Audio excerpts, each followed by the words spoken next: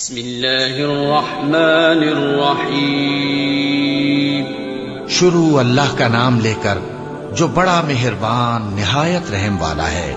مومنو، کسی بات کے جواب میں اللہ اور اس کے رسول سے پہلے نہ بول اٹھا کرو اور اللہ سے ڈرتے رہو، بے شک اللہ سنتا ہے، جانتا ہے۔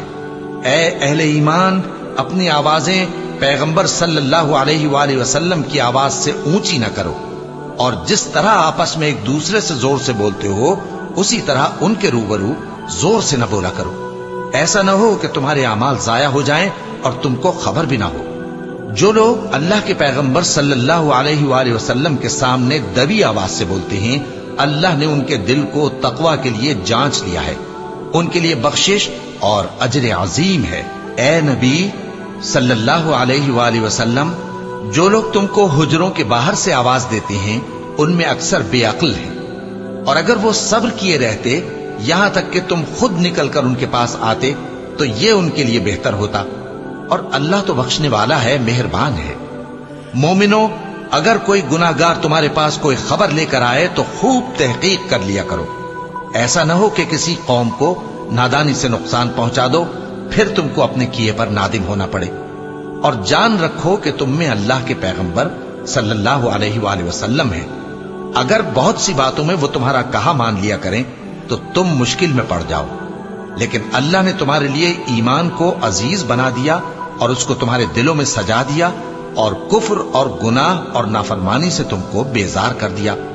یہی لوگ راہ ہدایت پر ہیں، یعنی اللہ کے فضل اور احسان سے، اور اللہ جاننے والا ہے، حکمت والا ہے۔ اور اگر مومنوں میں سے کوئی دو فریق آپس میں لڑ پڑیں تو ان میں صلح کرا دو، پھر اگر ایک فریق دوسرے پر زیادتی کرے تو زیادتی کرنے والے سے لڑو، یہاں تک کہ وہ اللہ کے حکم کی طرف رجوع لائے۔ پس جب وہ رجوع لائے تو دونوں فریق میں عدل کے ساتھ صلح کرا دو، اور انصاف سے کام لو کہ اللہ انصاف کرنے والوں کو پسند فرماتا ہے۔ مومن تو آپس میں بھائی بھائی ہیں، تو اپنے دو بھائیوں میں صلح کرا دیا کرو، اور اللہ سے ڈرتے رہو تاکہ تم پر رحمت کی جائے۔ مومنو، مرد مردوں سے تمسخر نہ کریں، ممکن ہے کہ وہ لوگ جن کا مذاق اڑایا جا رہا ہے ان سے بہتر ہوں، اور نہ عورتیں عورتوں سے تمسخر کریں، ممکن ہے کہ وہ جن کا مذاق اڑا رہی ہیں ان سے اچھی ہوں۔ اور اپنوں کو آپس میں عیب نہ لگاؤ، اور نہ ایک دوسرے کا برا نام رکھو، ایمان لانے کے بعد برا نام رکھنا گناہ ہے، اور جو لوگ توبہ نہ کریں وہ ظالم ہیں۔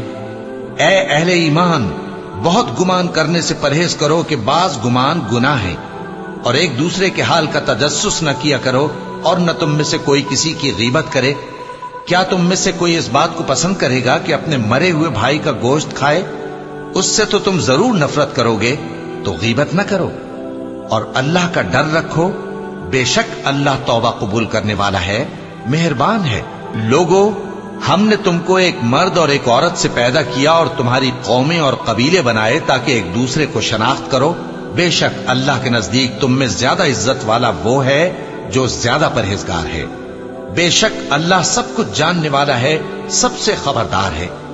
دیہاتی کہتے ہیں کہ ہم ایمان لے آئے، کہہ دو کہ تم ایمان نہیں لائے، بلکہ یوں کہو کہ ہم اسلام لائے ہیں، اور ایمان تو ابھی تمہارے دلوں میں داخل ہی نہیں ہوا۔